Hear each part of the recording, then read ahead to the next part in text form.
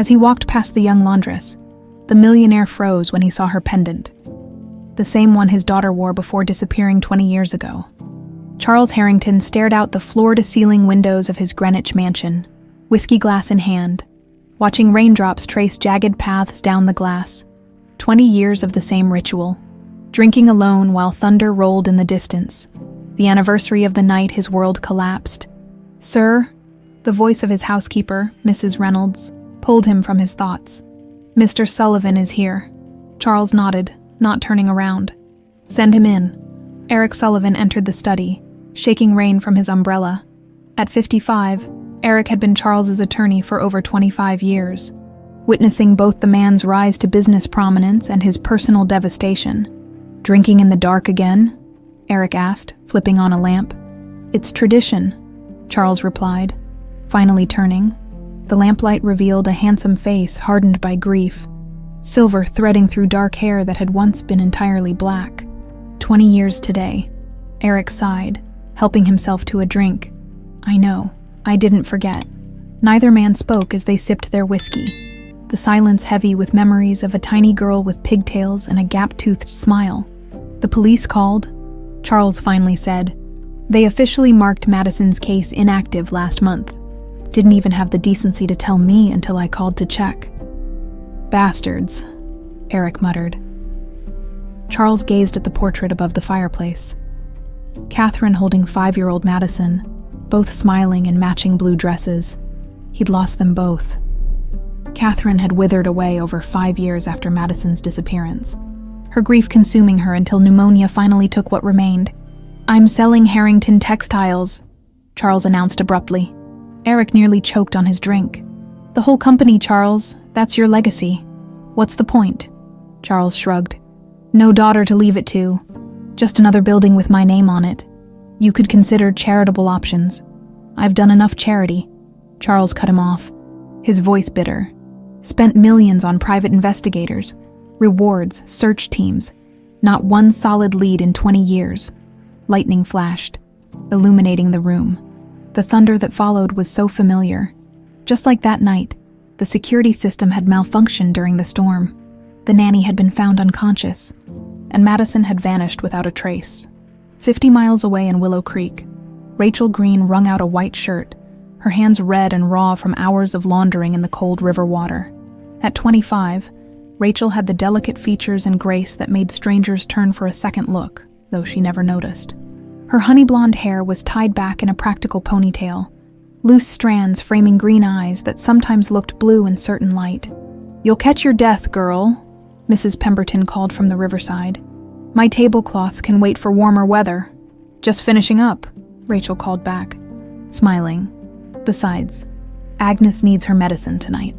The mention of her grandmother was enough to silence Mrs. Pemberton's protests. Everyone in Willow Creek knew that Agnes Taylor's heart condition was worsening, and Rachel's laundry service provided the only income for their modest household. Rachel loaded the damp laundry into her weathered bicycle basket. The chain of gold around her neck caught the afternoon sun as she bent forward, a small angel pendant swinging free from beneath her shirt. "That's a mighty pretty thing," Mrs. Pemberton said, eyeing the necklace. "Must be worth something." Rachel's hand instinctively closed around the pendant. "It's not for sale, family heirloom," the older woman shrugged. "Just saying, with Agnes's medical bills."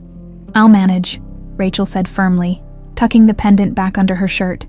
"See you Thursday for the pickup." As Rachel pedaled home, her mind wandered to the pendant, the only connection to parents she couldn't remember. According to Agnes, they had died in a car accident when Rachel was 5, leaving her with only the necklace and a few blurry photographs. Agnes never spoke much about them, and her eyes always grew distant when Rachel asked. The small cottage came into view, whitewashed walls weathered by time, a vegetable garden struggling along one side. It wasn't much, but it was home. "Agnes," Rachel called, entering through the squeaky screen door. "I got Mrs. Wilson's special order done early." Agnes Taylor sat in her rocking chair by the window, her once tall frame now curved with age. At 75, her face was a map of deep wrinkles, but her eyes remained sharp and alert. Too alert sometimes. "You're soaked through," Agnes scolded, motioning Rachel closer. "Working yourself to the bone again." Rachel kissed her grandmother's papery cheek. Dr. Morris stopped by, left your new prescription. Agnes glanced at the small paper bag on the side table and sighed. More pills. More money. Don't worry about that, Rachel said brightly, unpacking the damp laundry. I heard the textile factory in Greenwich is hiring. Mrs. Pemberton's nephew works there. Says the pay is twice what I make now. Agnes's rocking chair stopped abruptly. Greenwich? That's nearly an hour by bus. I could make it work. Maybe rent a room nearby during the week. No. Agnes's voice was sharp, her hands suddenly trembling. You belong here, in Willow Creek, with me. Rachel frowned at her grandmother's unusual outburst. It would only be temporary, until you're better. Agnes seemed to collect herself, her voice softening. I'm sorry, dear, I just worry about you in those big towns. People aren't kind like here. Later that night, after Agnes had fallen asleep, Rachel sat at their small kitchen table counting the week's earnings. Even with every penny saved, they were falling behind on Agnes's medical bills. Something had to change. Her fingers found the angel pendant, tracing its familiar contours, the delicate gold wings, the tiny MH engraved on the back. Agnes had always been strangely protective of it, forbidding Rachel from showing it to anyone. It's all you have left of them, she'd say. Some things are worth more than money. Rachel had never tried to open the pendant, honoring Agnes's wishes to leave it untouched, but sometimes she wondered what secrets it might hold, and why her grandmother's eyes always filled with fear when she wore it outside their home. Charles Harrington's car rolled through the gates of Harrington Textiles the next morning, his driver navigating through the industrial section of the small manufacturing town adjacent to Greenwich. The factory had been his father's pride, the cornerstone of their family fortune, but Charles viewed it dispassionately now, just assets and liabilities on a spreadsheet. We'll tour the floor, speak with management, then review the closing procedures, he told Eric, who nodded grimly beside him as they walked the production line. Workers nodded respectfully. Charles barely noticed, his mind already calculating severance packages and property values. They headed toward the river path behind the factory, where his father had once proudly shown him the water-powered mechanisms. That's when he saw her, a young woman kneeling by the riverbank, washing clothes, her blonde hair catching the morning light. Something about her profile made Charles pause mid-sentence, but it was the glint of gold at her throat that stopped his heart. An angel pendant. His angel pendant, the one he had custom-designed for Madison's 5th birthday, with a secret compartment that held a tiny photo of her as a newborn, an entirely unique piece. Charles stumbled, grabbing Eric's arm for support. Charles! Eric's voice sounded distant. Are you all right? But Charles couldn't answer, his eyes fixed on the impossible, on the pendant that had disappeared 20 years ago. Along with his daughter, on a night just like today's anniversary, the young woman looked up, seeming to sense his stare. For one impossible moment, Catherine's eyes looked back at him. Charles. Charles. Eric's voice finally broke through. You look like you've seen a ghost. Charles couldn't tear his eyes away from the young woman by the river. The pendant, he whispered. Look at her neck. Eric squinted. I don't see... The angel pendant, Charles hissed, gripping his friend's arm tighter. The one I had made for Madison, with Catherine's birthstone. The young woman stood, loading her washing into a basket. The pendant disappeared beneath her shirt as she straightened. You're sure? Eric asked cautiously. It's been 20 years, Charles. Memory plays tricks. I designed it myself, Charles said firmly. Had it custom made in Switzerland. There's not another like it in the world. Eric's expression shifted from concern to cautious interest. What do you want to do? Charles watched the woman walk away. Find out who she is, everything about her, but quietly, and the factory closure. A plan was already forming in Charles's mind. Delay it? I have a better idea. Rachel arrived home to find Agnes struggling with her breathing. After helping her grandmother with her medication, Rachel settled into the worn kitchen chair across from her. The textile factory might be closing, she said, relaying what she'd heard from other women at the river. People are saying the owner was there today, looking things over. Agnes's teacup clinked against its saucer. Which factory? Harrington Textiles, in Greenwich. Agnes's face paled. Harrington. Her hand trembled so badly that tea spilled onto the faded tablecloth. "Gran, what's wrong?" Rachel grabbed a dish towel to mop up the spill. "Nothing," Agnes said too quickly. "Just worried about the families who'll lose their jobs." She seemed to collect herself. "Maybe it's a sign you shouldn't look for work there," Rachel sighed. "We need the money, Gran. Doctor, Morris says your heart won't get better without the surgery." "I've lived my life," Agnes replied stubbornly. "I won't have you sacrificing for me." Their argument was interrupted by a knock at the door. Mrs. Pemberton stood on the porch, excitement radiating from her plump face. "Have you heard?" she asked without preamble. "Harrington's not closing the factory. He's renovating his mansion and needs help. Housekeepers, kitchen staff, groundskeepers, paying double the factory wages." Rachel's heart leapt. "Are you sure?" "My nephew just called. They're taking applications tomorrow morning. He says they need at least 20 people." Mrs. Pemberton grabbed Rachel's hands. "You should go, with your cleaning skills. They'd hire you in a heartbeat." After Mrs. Pemberton left, Rachel turned to Agnes, hopeful. "It's perfect. I could work days at the mansion and still be home nights." The look on Agnes's face stopped her cold. "No," Agnes said, her voice unnaturally firm. "Not the Harrington house. Anywhere but there." "Why?" Rachel asked, bewildered.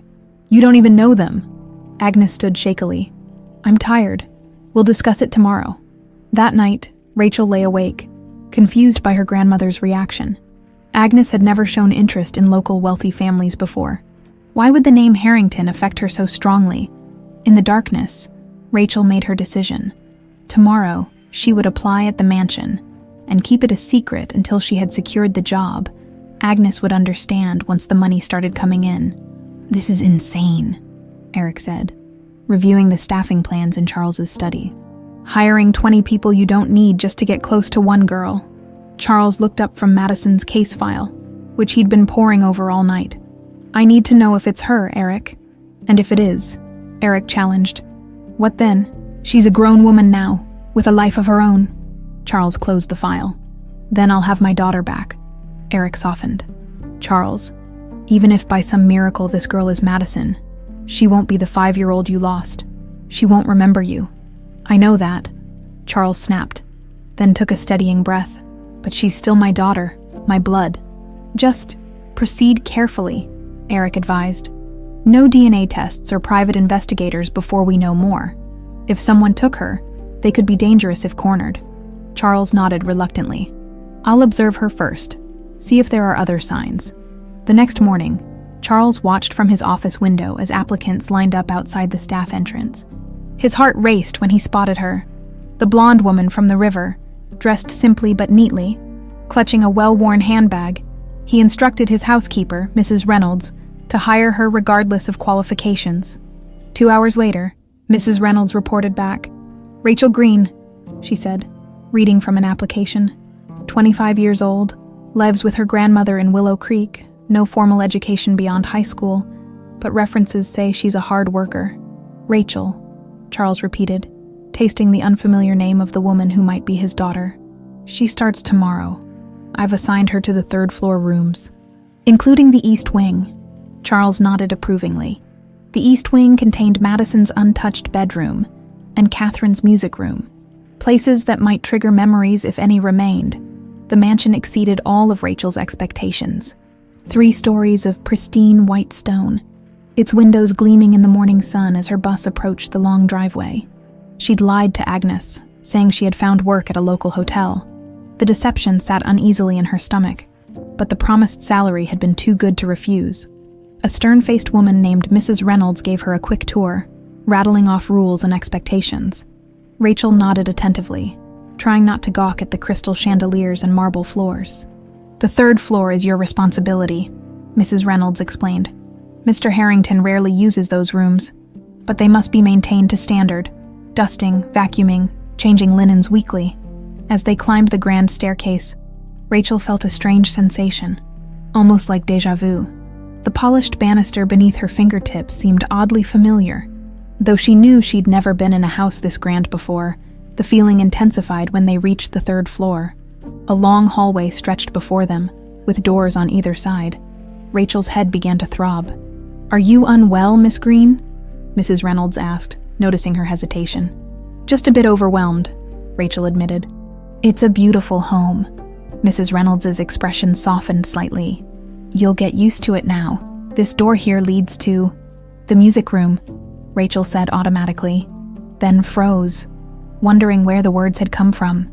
Mrs. Reynolds looked surprised. Yes, that's right. How did you know? Rachel shook her head. Confused. Lucky guess, it just seems like a corner room would be for music. Good acoustics. The housekeeper studied her for a moment, then continued the tour. Rachel followed, fighting the disconcerting sense that she had walked these halls before, at the end of her first day, exhausted but exhilarated by the generous pay advance in her purse. Rachel nearly collided with a tall man in an expensive suit as she left through the staff door. I'm so sorry, she gasped, stepping back. Charles Harrington looked down at her, his intense gaze making her uncomfortable. No harm done, he said, his voice surprisingly gentle. You must be new. Yes. Sir Rachel Green. I'm working upstairs. Something flickered in his eyes. Welcome to Harrington House, Rachel. I hope you'll be comfortable here. As she boarded the bus home, Rachel couldn't shake the odd feeling that Mr. Harrington had been studying her, not with the dismissive glance of an employer, but with something much more personal, as if he were looking for something in her face, or someone. Charles stood in the doorway of Madison's bedroom, watching Rachel dust the collection of untouched toys. For 2 weeks, he had found reasons to be near her, observing her every movement for clues, and every day brought new evidence that made his heart race with possibility. Now, as Rachel tilted her head while working, humming softly to herself, Charles felt his breath catch. Catherine used to tilt her head exactly that way when concentrating. A small, unconscious gesture their daughter had inherited.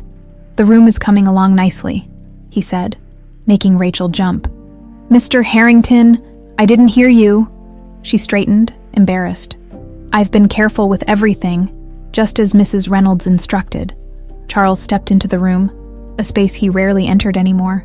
The pink canopy bed, the shelves of stuffed animals, the dollhouse he'd had custom built in England, all preserved exactly as they had been 20 years ago. This was my daughter's room, he said quietly. Rachel's expression softened. I didn't know you had a daughter. Had, Charles emphasized. She disappeared many years ago. I'm so sorry, Rachel said. Her green eyes filled with genuine sympathy. How old was she? 5, Charles answered, picking up a small teddy bear from the shelf. This was her favorite. She called him Mr. Buttons. Rachel smiled sadly, then frowned, her hand reaching up to her temple. Are you all right? Charles asked, noticing her discomfort. Just a headache. I've been getting them since I started working here. She attempted a smile. Probably just the dust. Charles nodded, though he noted the information carefully. Perhaps some fresh air would help. The gardens are lovely this time of year. Thank you, sir. But I should finish my work. Of course. He placed the bear back exactly where it had been. By the way, Mrs. Reynolds tells me you've been making good progress in the music room. It's my favorite room in the house, Rachel admitted, though I'm not sure why. Something about it feels peaceful. Charles fought to keep his expression neutral. My wife was a pianist. She taught our daughter to play. That's lovely, Rachel said. I've always wanted to learn, but never had the opportunity. Charles hesitated. The piano is still in tune. You're welcome to try it if you'd like. He left before she could respond, his heart pounding. The seed had been planted. That evening, Rachel found herself drawn to the music room after her shift ended. The grand piano stood by the window, bathed in the golden light of sunset. She glanced around guiltily, then sat on the bench. Her fingers hovered over the keys. She'd never had a lesson in her life, yet something pulled at her, an urge she couldn't explain. Hesitantly, she pressed a key, then another. The notes seemed to awaken something inside her. Without thinking, her fingers began to move across the keys in a simple melody. Rachel gasped, pulling her hands back as if burned. How did she know how to do that? Impressive for someone who's never played. Rachel whirled around to find Charles standing in the doorway, watching her with an unreadable expression. Mr. Harrington, I'm sorry. I shouldn't have. What was that piece? He interrupted. I don't know. Rachel admitted, confused. My hands just seem to remember something my mind doesn't. Charles approached slowly. It was for Elise, my wife's favorite. She played it for our daughter every night before bed. Rachel stood, suddenly uncomfortable. I should go. My grandmother will be worried. Of course. Charles stepped aside. Though if you'd like piano lessons, I could arrange them. You seem to have a natural talent. That's very generous, but think about it, he said. Good night, Rachel. On the bus ride home, Rachel couldn't stop thinking about what had happened. How had her fingers known what to do? It was like her body remembered something her mind had forgotten. She arrived home to find Agnes sitting in the dark, her medication untouched beside her. Gran, why are you sitting in the dark? Rachel switched on the lamp. Have you taken your evening pills? Agnes's face was drawn with worry. Where have you been working, Rachel? Rachel froze. I told you, the Meadowbrook Hotel. Don't lie to me. Agnes's voice was unusually sharp. Mrs. Pemberton saw you getting off the bus from Greenwich. She said you're working at the Harrington Mansion. Rachel sighed, sitting across from her grandmother. I didn't want to worry you. The pay is excellent, Gran. Enough for your surgery. You have to quit, Agnes said, her hands trembling. Tomorrow, find work somewhere else. Why, what is it about the Harringtons that frightens you so much? Rachel demanded. Do you know them somehow? Agnes looked away. I just don't trust wealthy people. They use people like us. Mr. Harrington has been nothing but kind, Rachel insisted. In fact, he offered to arrange piano lessons for me. Agnes's teacup clattered against its saucer. Piano lessons, why? He heard me playing. Well, trying to play. Rachel shrugged. It's strange, actually. I sat down at the piano and my fingers just knew what to do. The color drained from Agnes's face. That's enough. I forbid you from going back there. Forbid me? Rachel stood, anger rising. I'm 25 years old, Gran, and we need the money. Some things are more important than money, Agnes whispered, her eyes filled with a fear Rachel couldn't understand. Charles paced his study, unable to sleep. The image of Rachel at the piano kept replaying in his mind, her hands moving instinctively over the keys, playing Catherine's favorite piece. A knock at the door interrupted his thoughts. Come in. Eric entered, holding a manila folder. You wanted to see me. She played for Elise tonight, Charles said without preamble. No lessons, no training. Her fingers remembered. Eric sighed, setting the folder on the desk. Charles. She tilts her head like Catherine when she concentrates. She found her way to the music room without directions. She's allergic to strawberries. I had Mrs. Reynolds test it by serving strawberry tarts at staff lunch. Rachel broke out in hives just like Madison used to. These could all be coincidences, Eric cautioned. And this, Charles pulled a tissue from his pocket, carefully unfolding it to reveal a single blonde hair. I managed to get this today. We can run a DNA test. Eric stared at the hair. If you do this, there's no going back. If she is Madison, you're opening a criminal investigation. Whoever took her could be dangerous. I need to know, Eric. Charles's voice broke. I've waited 20 years. Eric nodded reluctantly. I'll have my contact at the lab run it discreetly, but Charles, even if she is Madison, she's been raised as someone else. She has a life, attachments. Like this grandmother she keeps mentioning. Charles's jaw tightened. The woman who might have stolen my daughter. We don't know that, Eric warned. Proceed carefully. Watch Rachel, but don't alarm her or anyone around her until we know more. After Eric left, Charles opened the folder his friend had brought, the preliminary background check on Rachel Green. Her birth certificate looked legitimate at first glance, listing parents who had supposedly died in a car accident when she was 5. But the hospital listed didn't match records for births that day, and the doctor's signature was from a physician who had retired 2 years before the certificate's date. Charles's hands tightened on the paper. 20 years of dead ends. And now, finally, a thread to pull. Eric Sullivan drove through the quiet streets of Willow Creek, the quaint storefronts and modest homes a stark contrast to Greenwich's opulence. He parked his BMW across from the town's only diner, attracting curious glances from locals unaccustomed to luxury vehicles.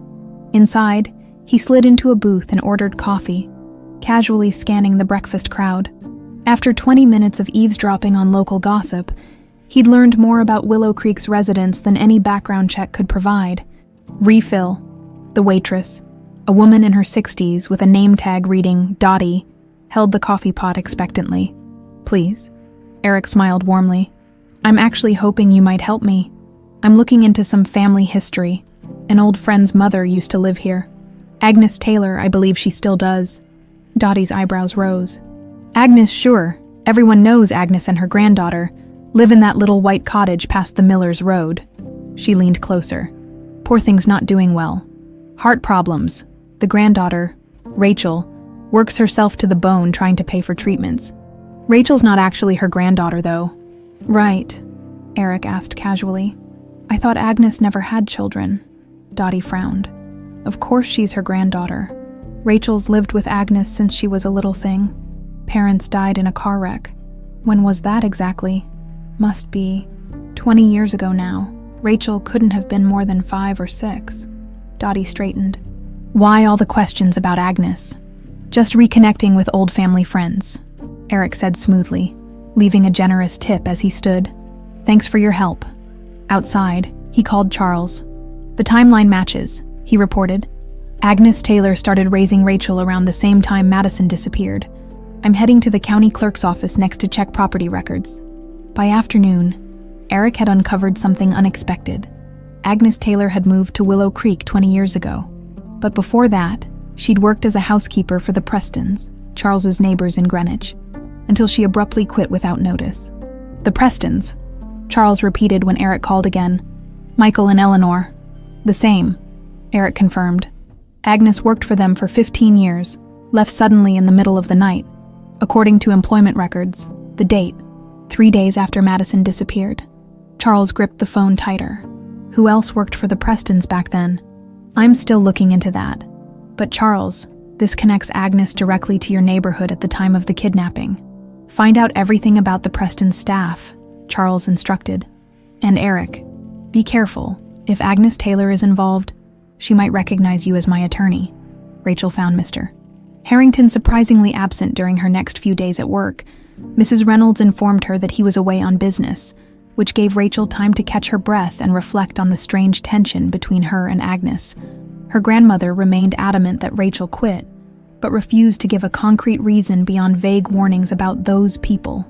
Rachel had never seen Agnes so agitated, and it worried her. On Thursday, while dusting the library shelves, Rachel discovered a photo album tucked between leather-bound classics. Curious, she opened it to find family photographs. Charles and a beautiful dark-haired woman holding a blonde toddler. The woman must be Mrs. Harrington, Rachel realized. The resemblance between mother and daughter was striking. As she turned the pages, watching the little girl grow through birthdays and Christmases, Rachel felt an inexplicable sadness. This must be the daughter Mr. Harrington had mentioned, the one who disappeared. She closed the album respectfully and returned it to its shelf. Later, cleaning the master bedroom, Rachel noticed a jewelry box on the dresser. Though she'd been explicitly instructed not to touch personal items, something drew her to it. Inside, nestled on velvet, lay a pendant identical to her own, a golden angel with tiny diamonds for eyes. Rachel gasped. Backing away, it couldn't be a coincidence. Her hand went to her own pendant, hidden beneath her uniform. How could Mr. Harrington's wife have the same unique piece? Her head began to throb violently, images flashing behind her eyes. A woman's gentle hands fastening the necklace around her neck, the scent of lilac perfume, a bedtime story about guardian angels. Rachel steadied herself against the wall, breathing deeply until the pain subsided. What was happening to her? Why did this house trigger these strange episodes? She completed her shift in a daze and hurried home, determined to get answers from Agnes miles away in Savannah. Georgia, a man who called himself Martin Brooks, read his mail with trembling hands. The envelope contained no return address, just a newspaper clipping about Harrington Textiles and its owner's plans to renovate his mansion. Martin crumpled the paper, his weathered face contorting with rage. In 20 years, he'd built a life far from Connecticut, a modest carpentry business, a small house, a quiet existence where no one knew his real name or past. Now this, a warning clearly, from someone who knew his secret, Someone letting him know that Charles Harrington was stirring up old history. Martin reached for the phone. Dialing a number he hadn't called in years, it rang 4 times before a frail voice answered. "Hello? It's me," he said gruffly. "I got a clipping in the mail today about Harrington." Silence. Then a whispered, "I can't talk about this." "Is it true?" Martin pressed. "Is he renovating the mansion? Hiring new staff?" "Yes," the voice admitted reluctantly. "But it has nothing to do with us. It's been 20 years. Martin laughed bitterly. "You think he's forgotten? You think I have?" "Please," the voice begged. "We agreed never to contact each other again. Things change," Martin said coldly. "I'm coming north." "No, you can't. She works there now, at the mansion." Martin's grip tightened on the phone. "What did you say?" "She needed the money for my medical bills. I tried to stop her, but—" "You fool," Martin hissed. "If he sees her, if he recognizes her—" "He already has," the voice whispered. "I think he suspects something. She's been having headaches, remembering things." Martin slammed the phone down, his mind racing. 20 years of careful planning, of silent payments, of building a new identity, all jeopardized because that old woman couldn't keep the girl away from Harrington. He had to act quickly. Before Charles Harrington discovered the truth, before the girl remembered, before everything he'd done, everything he'd sacrificed was exposed. Agnes hung up the phone, her hands shaking violently. Marvin's call had confirmed her worst fears. He was coming back, and there was nothing she could do to stop him. She hobbled to her bedroom closet, pulling out an old hat box hidden beneath yellowed linens. Inside lay her last resort, an envelope of cash saved over the years, emergency papers, and a small revolver Marvin had left with her, just in case. Agnes stared at the gun with revulsion. She'd helped commit one terrible crime 20 years ago. But she'd drawn the line at violence. Never again would she be party to anyone getting hurt, especially not Rachel. A noise at the front door made her hastily close the box. Rachel entered, her face troubled. "Gran, we need to talk," she said, her voice unnaturally steady. "I found something at work today." Agnes felt her chest tighten. "What is it, dear?" Rachel pulled her pendant from beneath her shirt. "Mrs. Harrington had one exactly like this. Identical, down to the smallest detail." Agnes sank into her chair, the room spinning around her. That's not possible," she whispered unconvincingly. "Don't lie to me anymore," Rachel said, tears forming in her eyes. "What aren't you telling me? Why do I have the same pendant as Mr. Harrington's missing daughter? Why do I know how to play the piano when I've never had lessons? Why does that house feel so familiar?" Agnes closed her eyes, feeling the weight of 20 years of deception crushing down on her. "Rachel, please, not tonight. I'm not feeling well. No more excuses." Rachel's voice broke. "I deserve the truth." Before Agnes could respond, a sharp pain shot through her chest, radiating down her left arm. She gasped, clutching at her heart as the room darkened around her. The last thing she heard was Rachel's panicked voice calling her name, and the sound of the telephone being frantically dialed. The antiseptic smell of Willow Creek General Hospital burned Rachel's nostrils as she paced the waiting room. 3 hours had passed since the ambulance had rushed Agnes in, her small, frail body barely visible among the emergency equipment. "Miss Green?" A tired-looking doctor approached. Clipboard in hand, Rachel rushed forward. "How is she?" "Stable for now." He removed his glasses. "Your grandmother suffered a serious cardiac event. We've managed to stabilize her condition, but she needs surgery, soon. The procedure you mentioned before, the one we've been saving for." The doctor nodded grimly. "Her heart is failing, without intervention. I can't guarantee how long she has." Rachel swallowed hard. "When can you do it?" "There's the matter of payment," he began delicately. "I'll have it," Rachel said firmly. "I just started a new job, better pay. We'll need a substantial deposit by next week to schedule the procedure." After making arrangements to visit Agnes in the morning, Rachel trudged home in the darkness. The cottage felt empty without her grandmother's presence. No kettle whistling, no creaking rocking chair, no soft humming of old hymns. Rachel changed into her nightgown mechanically, her mind racing. She needed to keep her job at the Harrington mansion more than ever now. Whatever secrets Agnes was keeping would have to wait. As she turned down her bed, something caught her eye. Agnes's hat box, partially visible under the bed. Rachel hesitated, then pulled it out. If there were financial papers inside, she might need them for the hospital. The box contained a small stack of cash, nowhere near enough for the surgery, some faded identification papers, and at the bottom, something that made Rachel's blood run cold. A revolver, small but deadly looking. Why would her gentle, law-abiding grandmother have a gun hidden in her bedroom? Beneath the weapon lay a yellowed newspaper clipping. Rachel unfolded it carefully, reading the bold headline. Harrington heiress, still missing. Reward increased. The article, dated 20 years ago, detailed the kidnapping of 5-year-old Madison Harrington during a storm.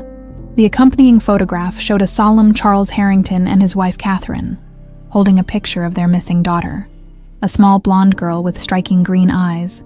Rachel's hands began to shake. The resemblance was unmistakable. The child in the photo could have been Rachel herself at that age. Her fingers reached instinctively for her pendant. M.H. Madison Harrington. No, she whispered. It can't be. But the pieces were falling into place. Her inexplicable familiarity with the mansion, the matching pendant, the piano playing, even her strawberry allergy that had always puzzled Agnes since no one else in their supposed family had it. Could she, Rachel Green, actually be Madison Harrington? And if so, what role had Agnes played in her disappearance? Charles answered his cell phone on the first ring, heart racing at the late-night call from Eric. DNA results are in, Eric said without preamble. 99.8% match. She's Madison. Charles sank into his chair, overcome after 20 years of false leads and disappointments. The confirmation hit him with physical force. Charles, are you there? Yes, he managed. She's really my daughter. There's more, Eric continued. I've been digging into Agnes Taylor's past. She didn't just work for the Prestons. She was having an affair with your former driver, Marvin Brooks. Charles frowned. Marvin? The one who disappeared right after Madison was taken. Exactly. Police investigated him briefly, but found nothing. What they didn't know was his connection to Agnes. They were seeing each other for at least 2 years before Madison's kidnapping. So Agnes and Marvin took Madison together, Charles concluded, anger rising in his chest. It looks that way, and here's the concerning part. I tracked Marvin to Savannah, Georgia. He's been living under the name Martin Brooks, but his neighbors say he left town suddenly 3 days ago, packed a bag and just disappeared. Charles felt a chill. You think he's coming here? I think we need to move carefully. If Marvin's involved, he could be dangerous. And if Agnes realizes we're onto her, Rachel, Madison, could be in danger. Charles finished. We need to get her away from Agnes, bring her here where she's safe, without alarming her or tipping our hand, Eric cautioned. We still don't know the full story. I'll think of something, Charles promised. In the meantime, have security increased around the property, and Eric, thank you. After hanging up, Charles stared at the framed photo of Catherine and Madison on his desk. Finally, after all these years, he had found his daughter. The challenge now was bringing her home without putting her at risk. Rachel arrived at the mansion the next morning, exhausted and distracted. She had barely slept, her mind churning with questions she couldn't answer. Mrs. Reynolds noticed immediately. You look terrible, dear. Is everything all right? My grandmother's in the hospital, Rachel explained. Heart problems. I'm so sorry. The housekeeper's stern face softened. Perhaps you should take the day off. Rachel shook her head firmly. I need the money for her treatment. I'll be fine. As she climbed the stairs to begin her duties, Rachel wondered how she could approach Mr. Harrington. What would she say? Excuse me, sir, but am I your long-lost daughter? The very idea was absurd. She needed proof, something more substantial than coincidences and her own confused feelings. Determined, Rachel made her way to Mr. Harrington's study during her lunch break. She knew he was in meetings downtown all morning. Mrs. Reynolds had mentioned it. This might be her only chance to search for answers. The study was immaculate, with leather-bound books lining the walls and a massive mahogany desk dominating the room. Rachel hesitated at the threshold, knowing she was crossing a line, but the need to understand her past outweighed her concerns. She moved quickly to the desk, scanning the organized surface. Most papers appeared to be business-related. Contracts, financial reports, correspondence with companies. Nothing personal. Then she spotted a silver-framed photograph partially hidden behind a stack of folders. Rachel picked it up, her breath catching in her throat. The photo showed a beautiful dark-haired woman, Catherine Harrington, wearing an evening gown. Around her neck hung an angel pendant identical to Rachel's. Rachel sank into the desk chair, staring at the image. There could be no doubt now. Her pendant had belonged to Catherine Harrington, mother of the missing Madison. A noise in the hallway startled her. Rachel hastily replaced the photograph and stood, but not before noticing a manila folder labeled Madison in the desk's center drawer, which had been partially open. Heart pounding, she slipped from the study just as Mrs. Reynolds rounded the corner. "Ah, there you are, Rachel," Mr. Harrington called. "He'd like you to prepare the guest room in the east wing. He's bringing a specialist in to examine some of the antiques, and they'll be staying overnight." Rachel nodded, relieved that her snooping had gone undetected. Of course, right away. As she gathered fresh linens for the guest room, Rachel made her decision. Tonight, after her shift, she would confront Agnes with what she had found. No more secrets, no more evasions. She deserved to know the truth about who she really was. What she didn't know was that Charles had orchestrated the guest room preparation as an excuse to have Madison's DNA sample quietly collected from her hairbrush and toothbrush, evidence he might need in the coming legal battle, and neither of them realized that Marvin Brooks had just checked into a motel on the outskirts of Willow Creek. Watching the bus stop where Rachel would descend that evening, his hand resting on the gun in his jacket pocket, the hospital room was eerily quiet, except for the steady beeping of monitors. Agnes lay small and fragile against the white sheets, tubes and wires connecting her to machines tracking her weakened heart. Rachel sat beside her, clutching her grandmother's thin hand. "You should be at work," Agnes whispered, her voice barely audible. "Mrs. Reynolds gave me the afternoon off when she heard about your condition." Rachel hesitated, then reached into her bag. "Gran, I need to ask you something." She carefully unfolded the newspaper clipping she'd found in the hat box. Agnes's eyes widened at the sight of it, her monitor suddenly beeping faster. "Where did you find that?" she asked hoarsely. "In your bedroom, along with this." Rachel placed the angel pendant on the blanket between them. "It's not just similar to Mrs. Harrington's necklace. It's identical. This belonged to her. Didn't it?"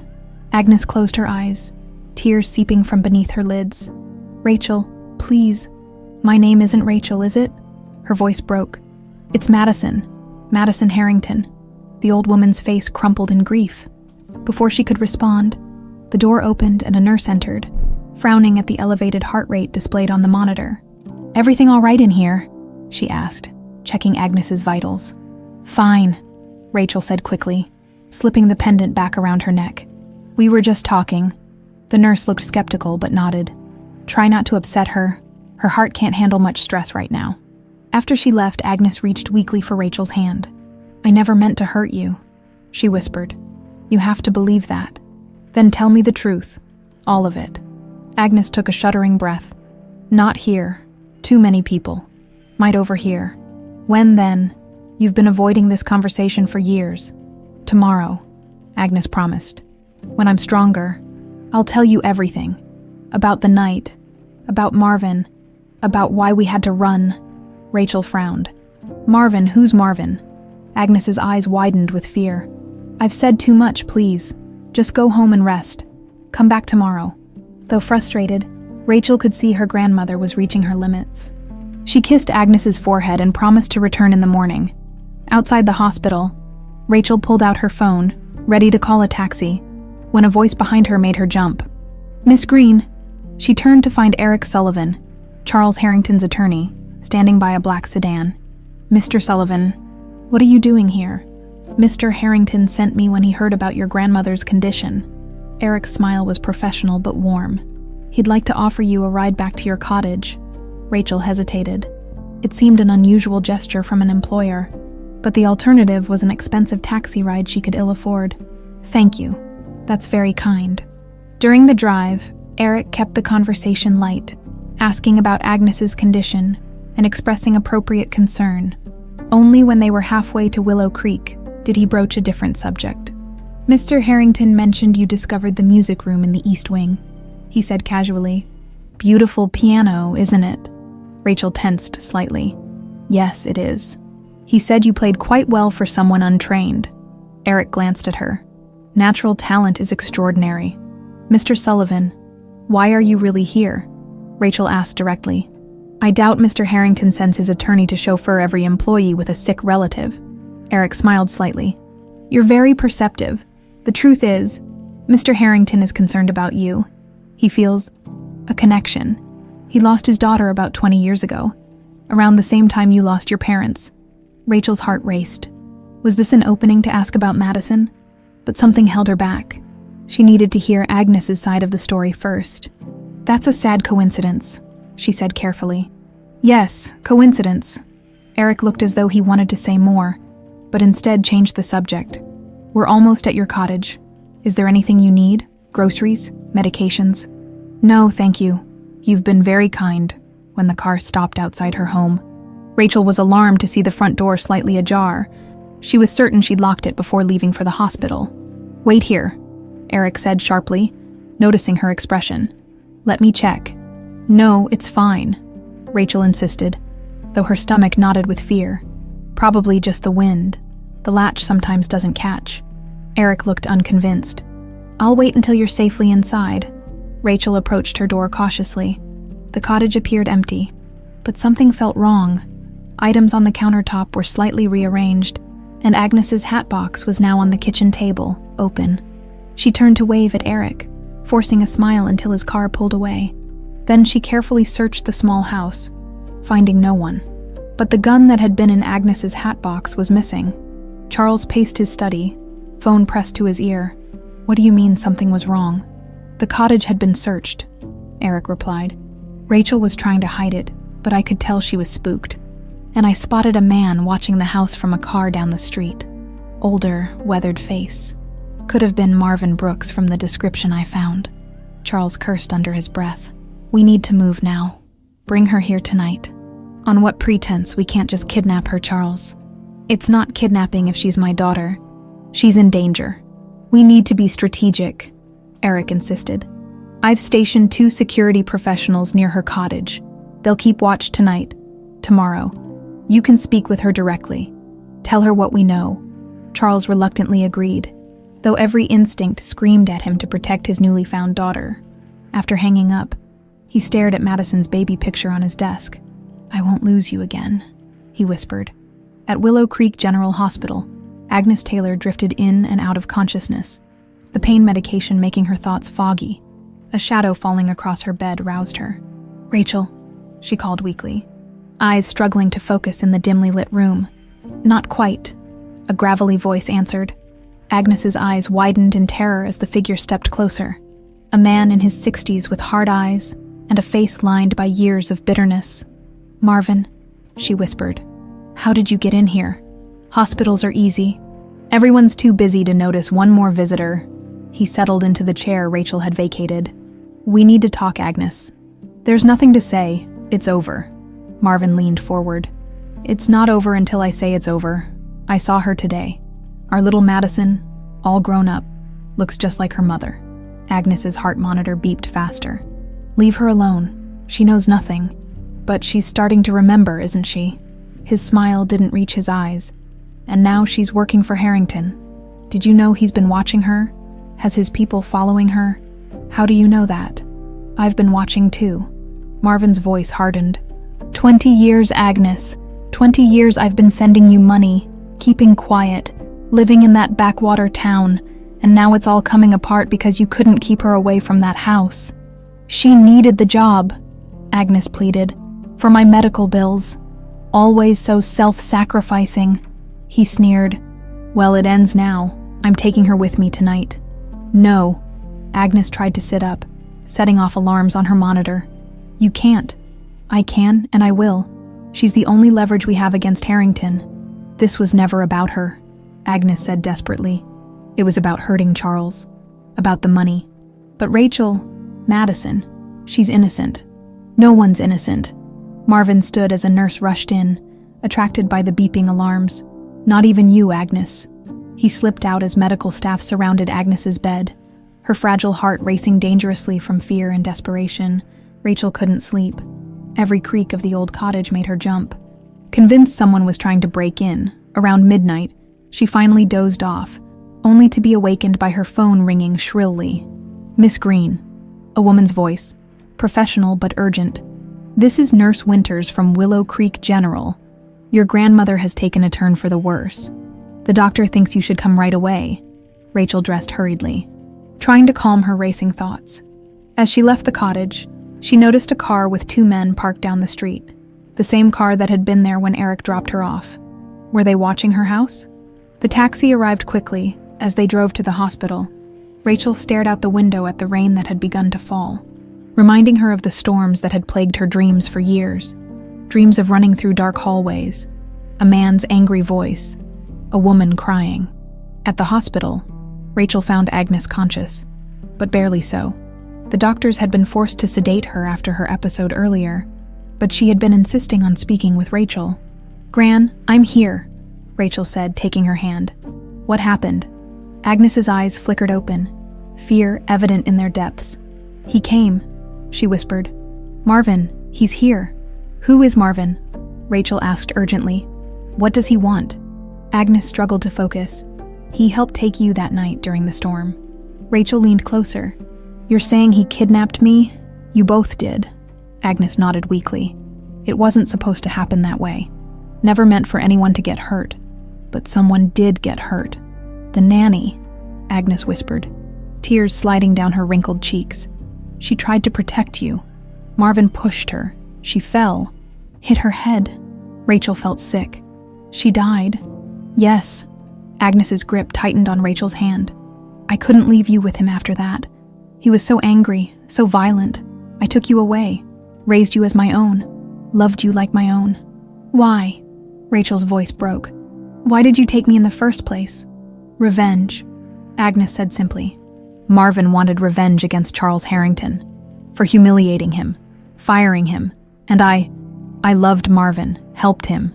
The confession hung in the air between them. 20 years of lies finally exposed. "You need to go to Charles," Agnes continued urgently. "Tell him everything. He'll protect you from Marvin." "I can't just leave you here," Rachel protested. "You must." Agnes's voice was fading. "Marvin will come for you tonight. He has the gun." Her eyes closed as the sedation pulled her back under. "I'm sorry, Madison, so sorry." Rachel sat frozen beside her grandmother's bed, the woman who had stolen her from her real family yet loved her unconditionally for 20 years. Outside, the storm intensified, lightning flashing across the sky. Just like the night her life had been forever altered, rain lashed against the windshield as Rachel clutched the steering wheel of Agnes's old Ford, her mind reeling from the confession. She was Madison Harrington, the missing heiress, the lost daughter, the child whose face had been on national news 2 decades ago. And Agnes, the woman she'd called grandmother, her entire conscious life, had helped steal her. The highway to Greenwich stretched before her, dark and slick with rain. Rachel had no plan beyond Agnes's urgent instruction. Go to Charles, tell him everything. But what would she say to the man who was apparently her father? How could she face him knowing she'd been living in plain sight all this time? As she drove, fragments of memories surfaced like debris after a storm. A woman's gentle voice singing lullabies. A man's deep laugh as he swung her high in the air. The scent of lilacs and piano music. Her mother, her father, her real family. The mansion came into view, its windows glowing like beacons in the storm. Rachel parked at the service entrance, soaked within seconds as she ran to the door and rang the bell. "Mrs." Reynolds answered, her usual stern expression melting into concern at the sight of Rachel dripping on the doorstep. "Miss Green, what on earth?" "I need to see Mr. Harrington," Rachel interrupted, her voice shaking. "It's urgent." "It's nearly midnight, Mr. Harrington isn't—" "Please," Rachel begged. "It's about Madison." Mrs. Reynolds' eyes widened. Without another word, she ushered Rachel inside and disappeared up the grand staircase. Minutes later, Charles Harrington appeared in the foyer, still dressed despite the late hour, his face a mask of controlled emotion. "Rachel," he said quietly. "Or should I say Madison?" The simple acknowledgement broke something in Rachel.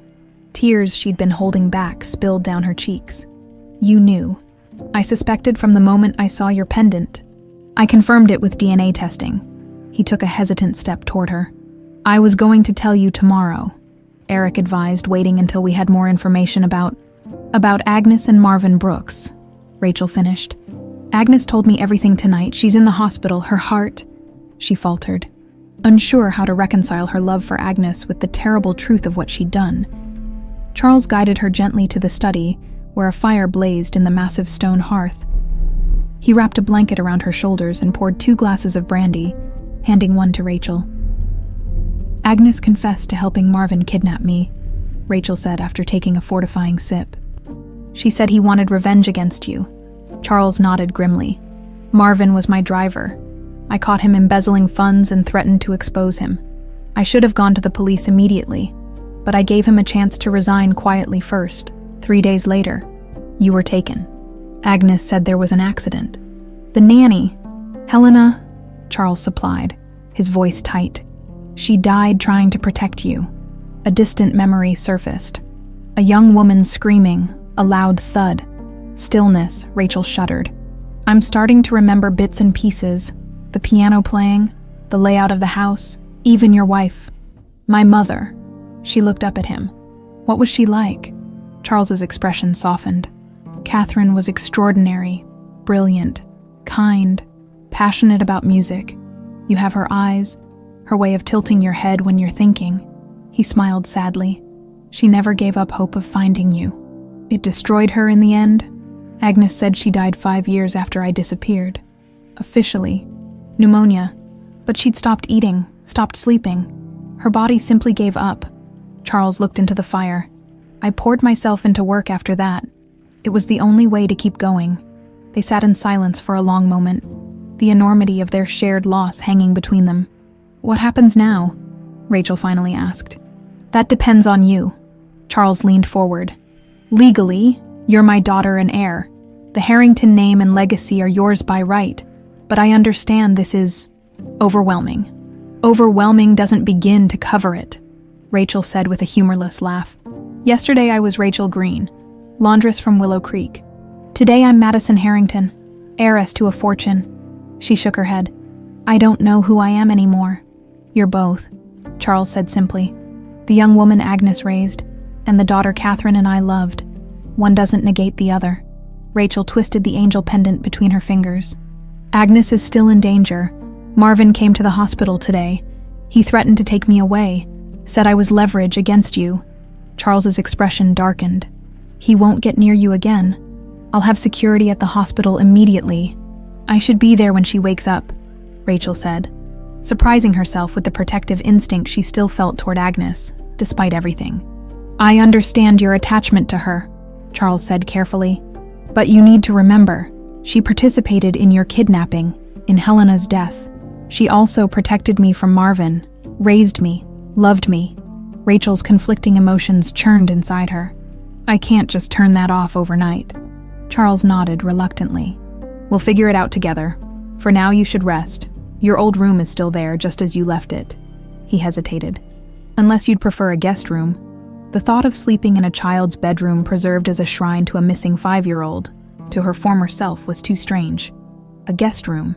"Please." As Mrs. Reynolds led her upstairs, Rachel felt like she was walking through a dream. The mansion that had seemed so unfamiliar just weeks ago now resonated with half-remembered details. The slight creak in the 3rd stair, the way the upstairs hallway curved, the pattern of the molding along the ceiling. In the elegant guest suite, Rachel sat on the edge of the 4-poster bed, overwhelmed. Her entire identity had been built on a foundation of lies. Yet Agnes's love had been real. The childhood memories, the comfort of their small cottage, the values Agnes had instilled in her, those weren't lies. How could she reconcile the woman who had helped kidnap her with the grandmother who had sacrificed everything for her well-being? A soft knock at the door interrupted her thoughts. Charles stood there, awkward and formal in a way that broke Rachel's heart a little. "I thought you might want this," he said, holding out a framed photograph. "It was taken on your 4th birthday." The picture showed a laughing child, herself, held between Charles and Catherine Harrington. all three beaming at the camera. "Thank you," Rachel whispered, taking the frame. Charles nodded stiffly, clearly wanting to say more but restraining himself. "Good night, Madison." The name hung in the air between them, her true name, yet one that felt foreign on her ears. "Rachel," she said gently. "I think I need to be Rachel a little longer, until I figure this out." Of course, the disappointment in his eyes was palpable, but he smiled anyway. "Good night, Rachel." Alone again, Rachel, or Madison, she wasn't sure anymore, stared at the photograph until her eyes blurred with tears. 2 lives, 2 identities, 2 families. One built on privilege and love that had been brutally stolen, the other constructed from deception yet tempered with genuine devotion. As the storm raged outside, Rachel curled up on the luxurious bed, clutching the picture of the family she couldn't remember, wondering if she would ever truly feel whole again. Agnes opened her eyes to find a police officer stationed outside her hospital room door. Inside, a nurse checked her vitals while Eric Sullivan stood by the window, speaking quietly into his phone. "Full confession recorded. Yes, she's stable enough for questioning," he was saying. The attorney noticed she was awake and ended his call. "Mrs. Taylor, how are you feeling?" "Where's Rachel?" Agnes asked, ignoring his question. "Safe with her father." Eric approached the bed. "Mr. Harrington has arranged for round-the-clock security here and at his home." Agnes closed her eyes briefly in relief. "Marvin. No sign of him yet, but we'll find him." Eric pulled a chair closer. "Mrs. Taylor, I've been authorized to discuss your situation, given your cooperation and medical condition. Mr. Harrington is willing to forego pressing charges." "I don't care about charges," Agnes interrupted weakly. "I deserve whatever punishment comes. Just keep her safe from Marvin." Eric studied her thoughtfully. "Tell me about him. Why is he so fixated on revenge after all these years?" Agnes sighed, her frail body seeming to sink deeper into the mattress. Marvin had been with the Harringtons for years. He started embezzling when his gambling debts got out of control. When Charles discovered it, Marvin was humiliated, not just fired, but made to apologize to the entire household staff. That hardly justifies kidnapping a child. For a man like Marvin, pride is everything. Agnes's voice grew distant. He didn't want money. He wanted Charles to suffer like he had suffered. Taking Madison was about making Charles feel powerless. "And you helped him." There was no accusation in Eric's tone, just a statement of fact. "I loved him," Agnes said simply. "Or thought I did. I was the housekeeper next door, invisible to everyone except Marvin. He made me feel special, needed. What went wrong that night?" Agnes's eyes clouded with the memory. The storm knocked out the security system. Marvin knew the house. He'd driven for the family for years. We were supposed to take Madison while she slept. Leave a ransom note. Keep her for a few days, then find her abandoned but unharmed, just long enough to terrify Charles. She paused, her monitor beeping faster. But the nanny heard us. She came into the room and recognized Marvin. There was a struggle. He pushed her, and she fell against the marble fireplace. Eric nodded grimly. Helena Winters, 23 years old. After that, everything changed. Marvin became someone else. Cold, calculating. He said we had to take Madison and disappear, that it was murder now. Agnes's voice broke. I couldn't let him hurt that little girl. She was so scared, crying for her mother. So I suggested we split up. I took Madison to calm her down while he cleaned up evidence. But you never met back up with him, Eric guessed. I ran, Agnes admitted. Took the child and what cash I had and just drove until we reached Willow Creek. Changed our names, created a new life, I told Madison, Rachel, that her parents had died in an accident. Eventually, she stopped asking about them. Did Marvin find you? 3 years later. By then, Rachel thought of me as her grandmother. She had no memory of her life before. Agnes's eyes filled with tears.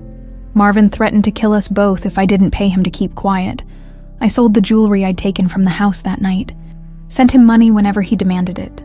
Eric made notes as she spoke. Did he ever mention Catherine Harrington, Charles's wife? Agnes frowned, only to gloat when she died. Why? Before Eric could respond, his phone rang. He stepped out to take the call, leaving Agnes alone with her thoughts and regrets. Rachel woke disoriented in the guest room, momentarily forgetting the previous night's revelations. The luxury around her seemed surreal after a lifetime in the cottage's modest surroundings. A knock at the door revealed Mrs. Reynolds with a breakfast tray.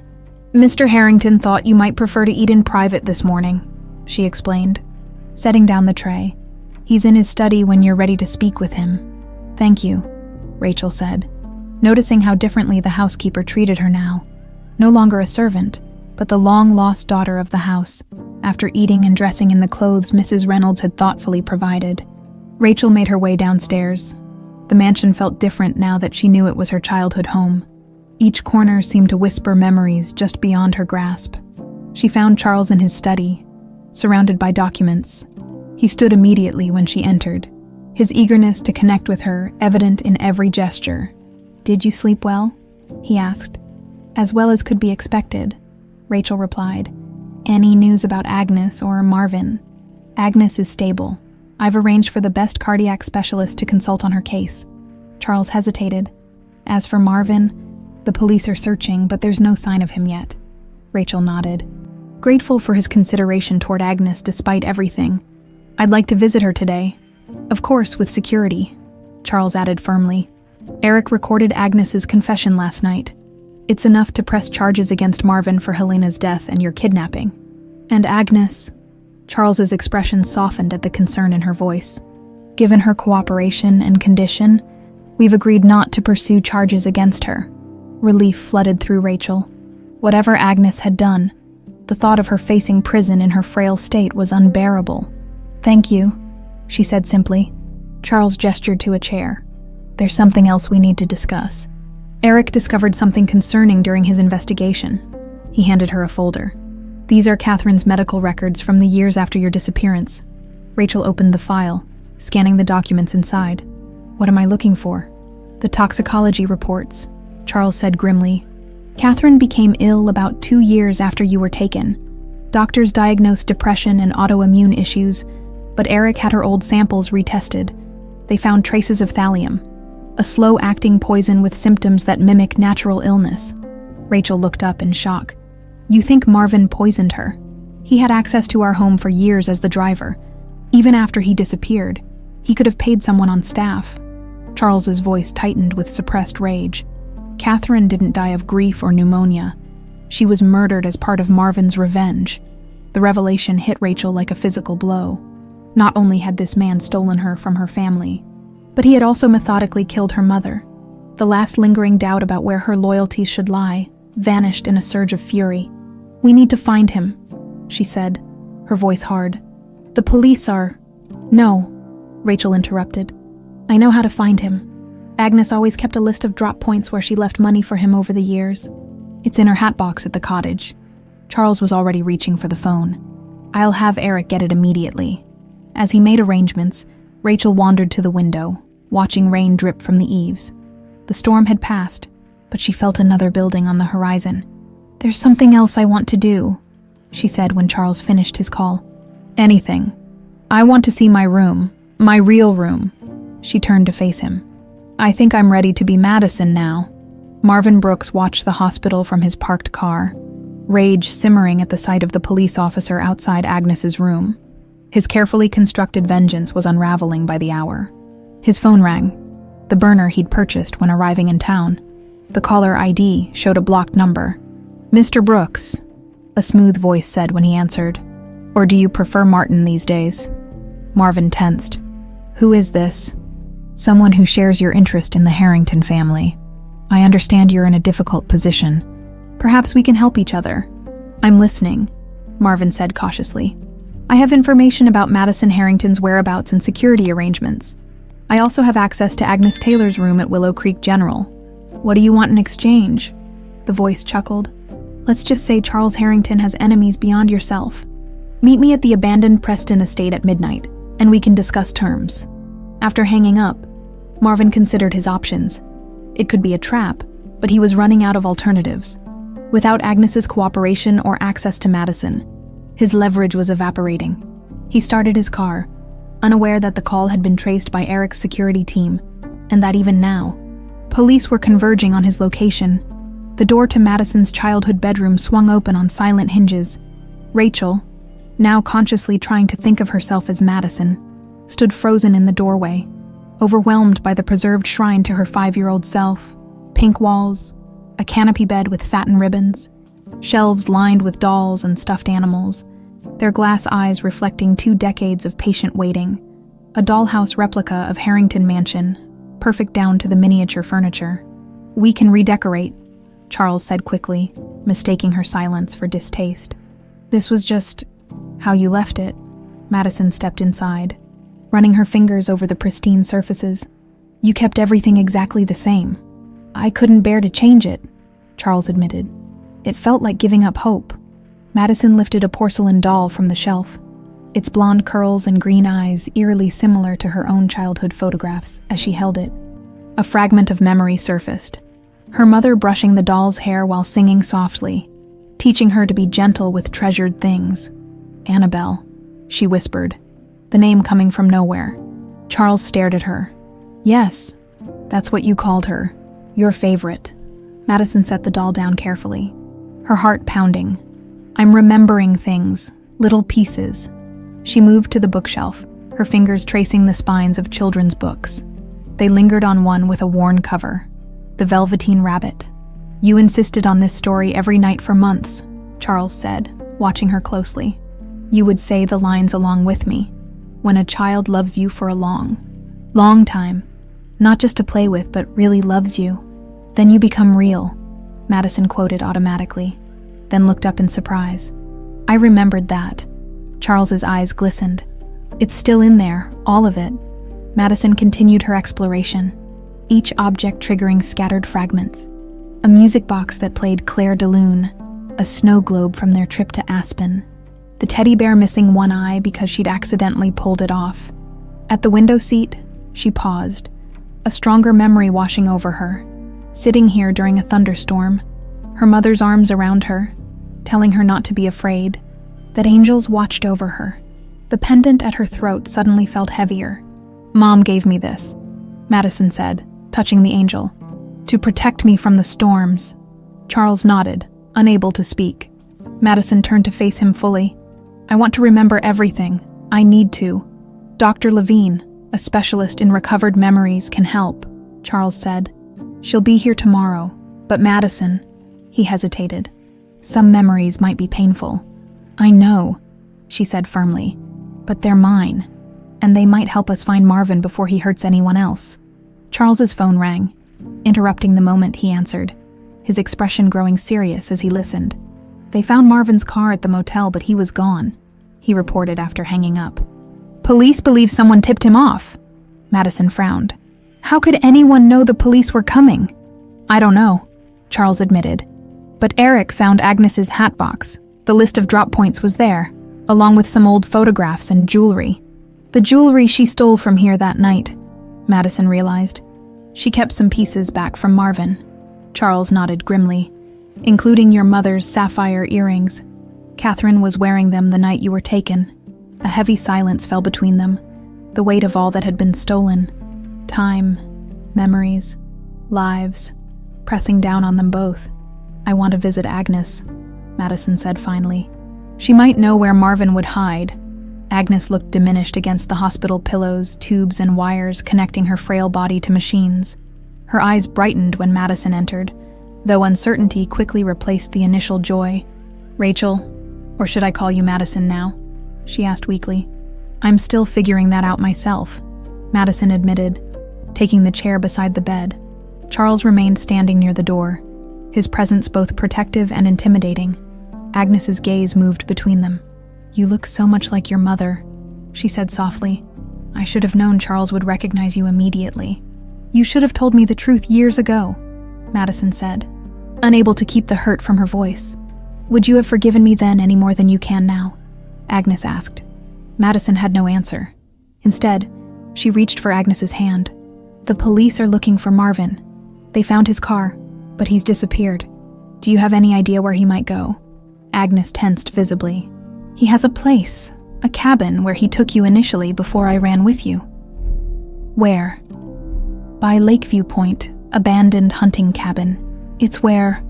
Agnes trailed off, looking away. Where what? Charles asked sharply. Where he made me bring the money all these years, Agnes finished, though Madison sensed she was holding something back. Did he have accomplices? Charles pressed. Someone who might be helping him now. Agnes shook her head. Marvin doesn't trust anyone, except... Her brow furrowed. There was someone, a gardener who worked for the Prestons. They kept in touch after everything happened. A name, Charles demanded. Wilson, Watson, something with a W. Agnes's frustration was evident. I'm sorry, my memory isn't what it was. Madison squeezed her hand. It's okay, we'll find him. As they prepared to leave, Agnes caught Madison's sleeve. Be careful, she whispered urgently. Marvin is more dangerous than you know. She broke off, glancing nervously at Charles. What is it? Madison asked. He bragged about it once when he was drunk, Agnes said, her voice dropping lower. About Catherine, how clever he was, making her death look natural. Charles stiffened by the door. He put something in her tea, Agnes continued. For months, said no one would ever connect him to it, that Charles would live with the guilt of thinking she died of a broken heart. Madison looked to her father, whose face had gone ashen. We already know, she told Agnes gently. Eric found evidence in the medical records. Agnes closed her eyes, tears slipping down her wrinkled cheeks. I'm so sorry for everything.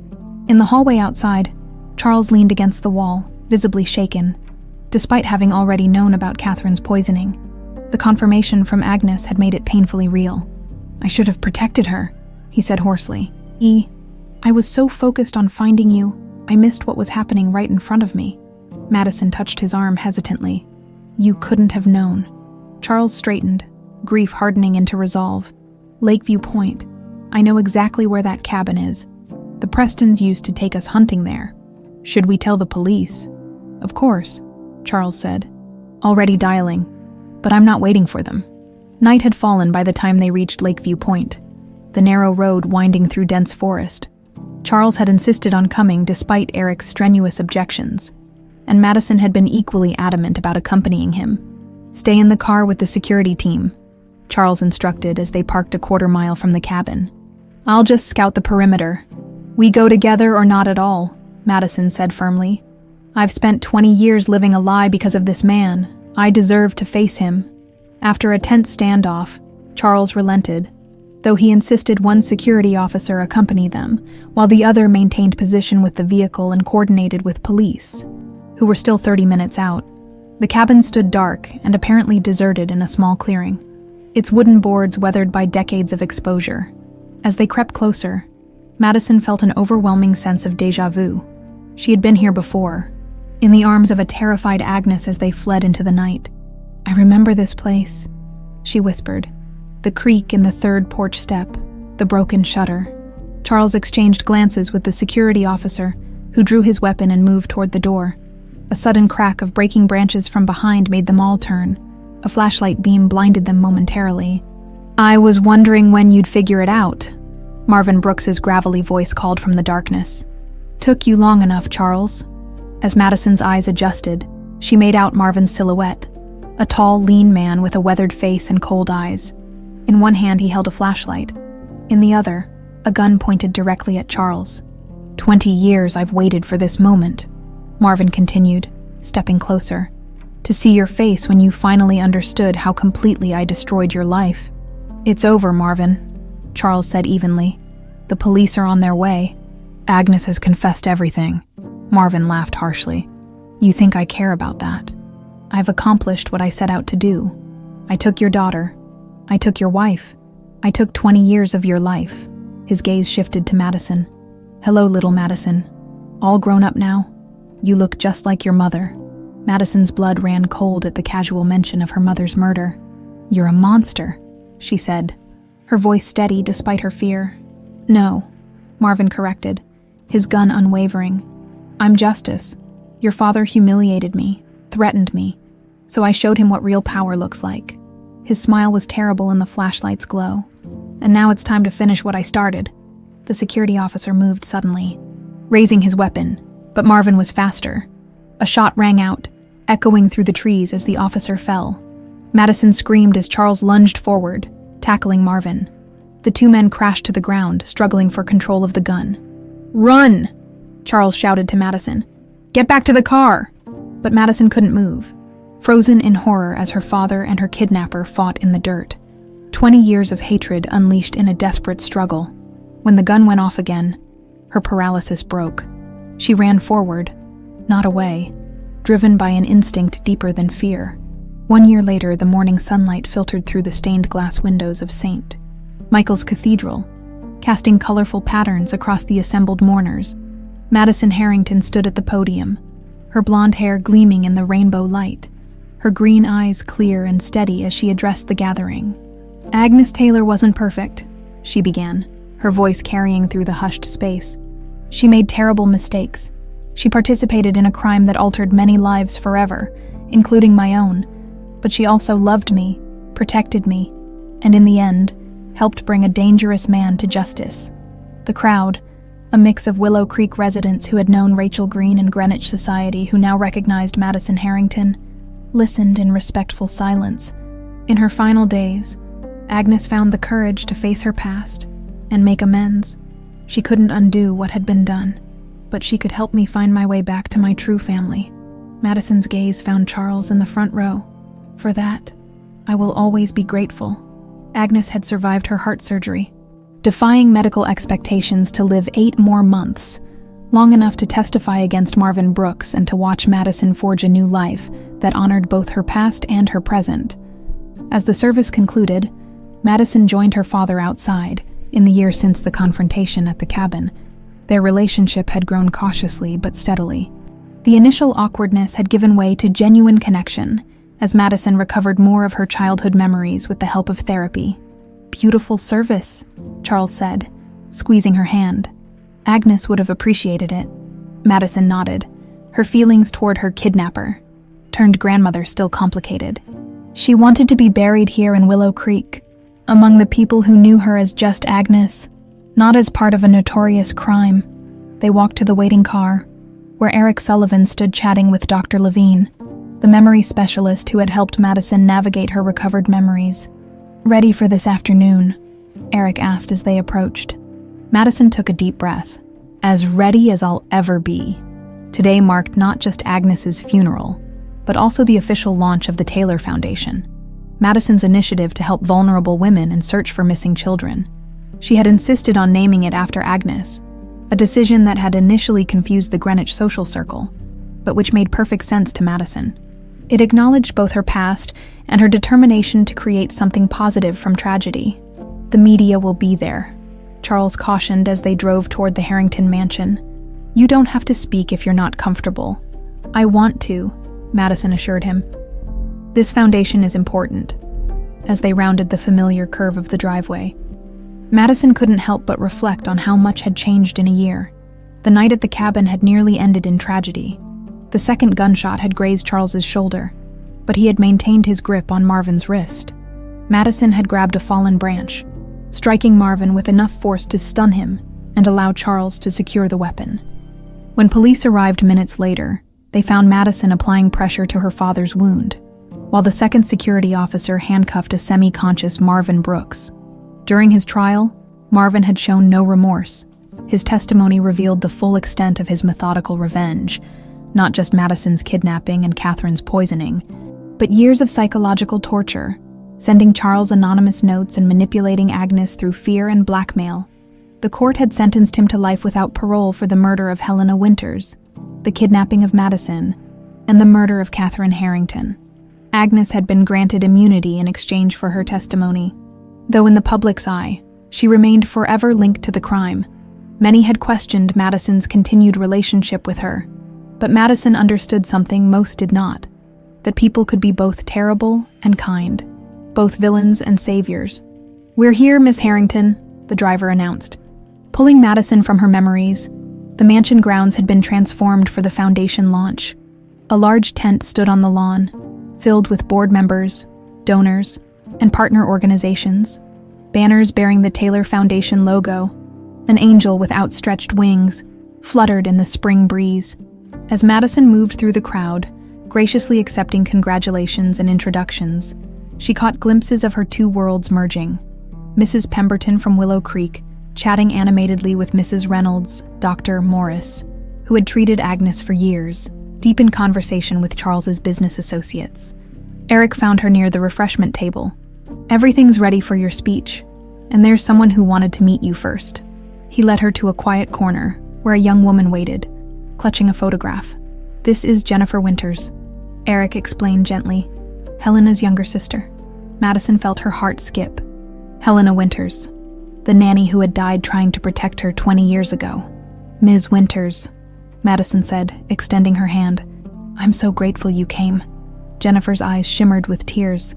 "I had to see for myself, the little girl my sister loved enough to die for." "I wish I remembered her better," Madison admitted. "The therapist says those memories might never fully return. I brought something that might help." Jennifer handed her the photograph, a young woman with auburn hair holding a laughing toddler. "That's Helena with you, on your 3rd birthday." Madison stared at the image, a vague memory stirring, gentle hands braiding her hair, a voice singing silly songs to make her giggle. "The Foundation's first scholarship is named for her," Madison said, "for young women pursuing careers in child care or education." Jennifer smiled through her tears. She would have loved that. When it was time for the formal presentation, Madison took her place at the podium. Facing cameras and distinguished guests, Charles stood proudly nearby, his presence a steady anchor in her still-evolving life. "Welcome to the launch of the Taylor Foundation," Madison began. "Some of you might wonder why I chose this name, given the circumstances of my story. The answer is simple. Our identities are shaped not just by blood, but by every person who touches our lives." She touched the angel pendant at her throat, newly restored, with the tiny compartment now holding 3 miniature photographs, herself as a baby with Catherine and Charles, Agnes in her rocking chair, and Helena Winters smiling in the Harrington garden. "This foundation will support women in crisis, those facing difficult choices, impossible circumstances, and seemingly unforgivable mistakes. It will also dedicate resources to searching for missing children and supporting families torn apart by tragedy." As Madison detailed the Foundation's initiatives, she felt a sense of purpose more profound than anything she had known as either Rachel Green or Madison Harrington. This work represented both of her lives, the compassion she had learned in Willow Creek and the resources she had inherited as a Harrington after the presentations and interviews. Madison slipped away to the garden. The setting sun cast long shadows across the manicured lawns, and she welcomed the moment of solitude. "It went beautifully," Charles said, joining her by the rose trellis. "Your mother would have been so proud." Madison smiled. "I wish I remembered her better." "You will." "In time," Charles assured her. "And even the memories that don't come back, they're still part of you, still shaping who you are." As they watched the sunset together, Madison felt the weight of the angel pendant against her skin. It had once been a secret burden, a mystery she couldn't solve. Now it was a symbol of her unique journey, a reminder that identity wasn't fixed or singular, but woven from all the threads of one's life. Later that evening, as guests departed and twilight settled over the mansion, a lone figure observed from the distant tree line. The man watched father and daughter return to the house, his weathered face impassive in the fading light. He had followed the story of Madison Harrington's return with detached interest, another thread in the complex tapestry of Charles Harrington's life. Now, seeing the Foundation launch splashed across media outlets, he had decided it was time to make his own long-delayed appearance. After all, Marvin Brooks wasn't the only one who had scores to settle with the Harrington family. The man turned away, disappearing into the gathering darkness. His time would come, but not tonight. Tonight, he would let them celebrate their happy ending, unaware that in some stories, the final chapter remained unwritten.